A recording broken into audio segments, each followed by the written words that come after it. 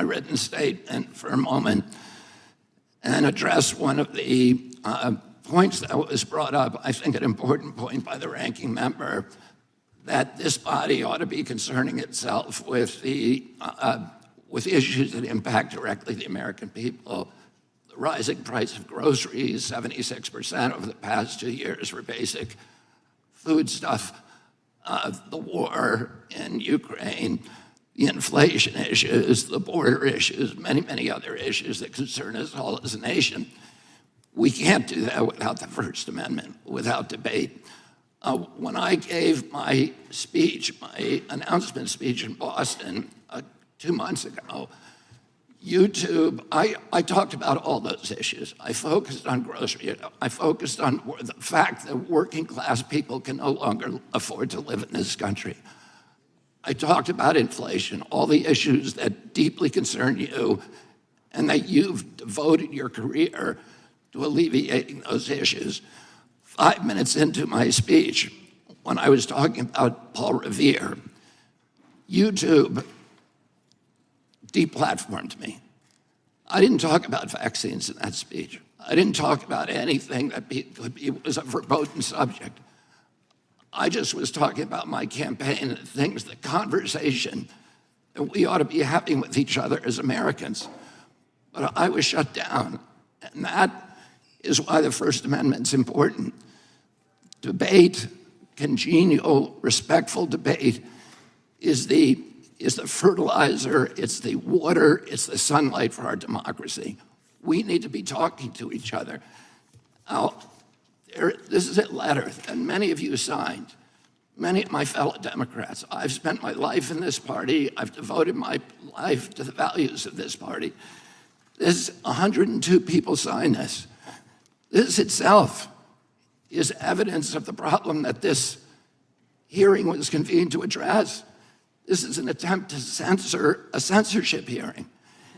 The charges in this, and by the way, censorship is antithetical to our party.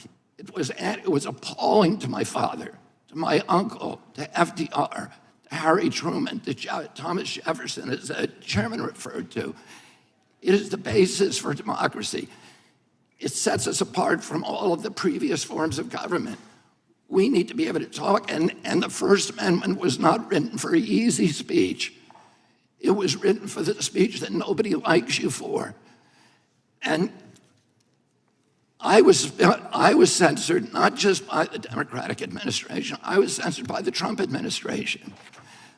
I was the first person censored by as the chairman pointed out, by the Biden administration 2 days after it came into office. It ordered a truthful, and by the way, they had to invent a new word called malinformation to censor people like me. There was no misinformation on my Instagram account. Everything I put on that account was cited and sourced to peer-reviewed publications or government databases. Nobody has ever pointed to a single piece of misinformation that I published. I was removed for something they called malinformation. Malinformation is information that is true, but is inconvenient to the government, that they don't want people to hear. And that's antithetical to the values of our country. After I announced my presidency, it became more difficult for people to censor me outright. So now I'm subject to this new form of censorship, which is called targeted propaganda, where people apply pejoratives like anti-vax. I've never been anti-vaccine, but everybody in this room probably believes that I have been, because that's the prevailing narrative.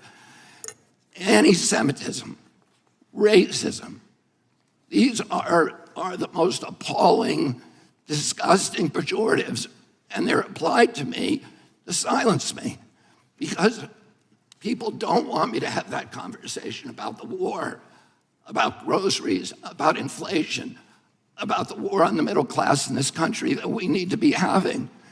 And by the way, I want to say this while I'm on the record, that in my entire life, and why I'm under oath, in my entire life, I have never uttered a phrase that was either racist or anti-Semitic. I have spent my life fighting my professional career, fighting for Israel, for the protection of Israel. I have a better record on Israel than anybody in this chamber today. I'm the only person who has publicly objected to the $2 billion payout that the Biden administration is now making to Iran, which is a genocidal program. I'm the only one who's objected to that. I fought more ferociously for Israel than anybody. But I am being censored here through this target, through smears, through misinterpretations of what I've said, through lies, through association, which is a tactic that we all thought we had been discredited and dispensed with after the Army McCarthy hearings in the 1950s. But those same weapons are now being deployed against me to silence me. I know many of the people who wrote this letter. I don't believe there's a single person who signed this letter who believes I'm anti-Semitic. I do not believe that. There is no evidence of that. Now, I want to say something I think that's more important, and it goes directly to what you talked about, ranking member, which is the need, this toxic polarization that is destroying our country today. And how do we deal with that? This kind of division is more dangerous for our country than any time since the American Civil War. And how do we deal with that? How are we going to, every Democrat on this committee believes that we need to end that polarization. Do you think you can do that by censoring people? I'm telling you, you cannot. That only aggravates and amplifies the problem. We need to start being kind to each other. We need to start being respectful to each other. We need to start restoring the comedy to this chamber and to the rest of America, but it has to start here. My uncle, Edward Kennedy, has more legislation with his name on it than any senator in United States history. Why is that? Because he was able to reach across the aisle, because he didn't deal in insults, because he didn't try to censor people. He brought home people who were antithetical to what he believed in. He came home almost every weekend with people like Orrin Hatch to our house at the compound in Hyannisport. At that time, Orrin Hatch to me was like Darth Vader, because I was an environmentalist. And I was saying, why is Teddy bringing this guy home? But he knew that he was effective because he understood that comedy and respect and kindness and compassion and empathy for other people is the way that the only way to restore the function in this chamber. But more importantly, today we need to give an example in the leadership of our country of being respectful to each other. If you think I said something that's anti-Semitic, let's talk about the details. I'm telling you all the things that I'm accused of right now by you. And in this letter are distortions, they're misrepresentations. I didn't say those things. There's fragments that I said, but I denounce anybody who uses the words that I have said to imply something that is negative about people who are Jewish. I never said those things. And I want to point out also that the chairman pointed to Dennis Kucinich, who's fighting behind me.